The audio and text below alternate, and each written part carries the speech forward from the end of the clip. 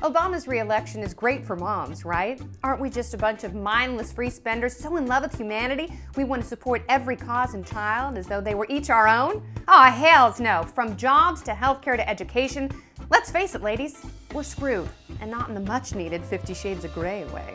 This election all boiled down to choice, because now ours are sadly limited. To make a simplistic sexist argument, how would you like it if you waltzed into the shoe department at Nordstrom or Bloomingdale's and instead of ankle booties and wedges, you found one or two styles of sensible, comfortable clogs?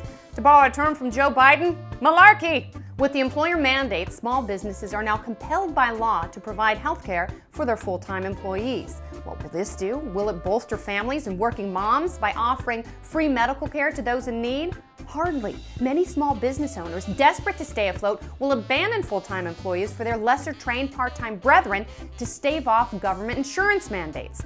Better to have 3 part-time knuckle-draggers than 2 well-qualified full-timers, and that means fewer hours and smaller paychecks for working families who would have otherwise had greater healthcare choices and would have been able to attain private healthcare on a full-time salary.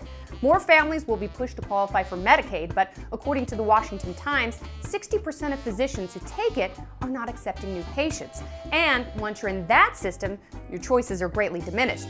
You don't get any choices. The other maternal fleecing comes from education. Well, sure, race to the top. The president's tiny pilot program implemented in 11 states says it has choices, but it's really a drop in the bucket as far as real reform.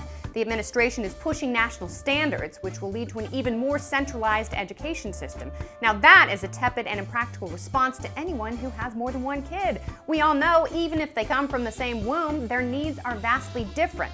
And why should we assume, if they come from the same school district or state, their differences in needs would be any less stark? Choice is not a 4-letter word, and it's not just about abortion. Choice is at the heart of an election whose fallout promises to limit mobility in the most important and hard-fought areas. For Reason TV, I'm Kennedy.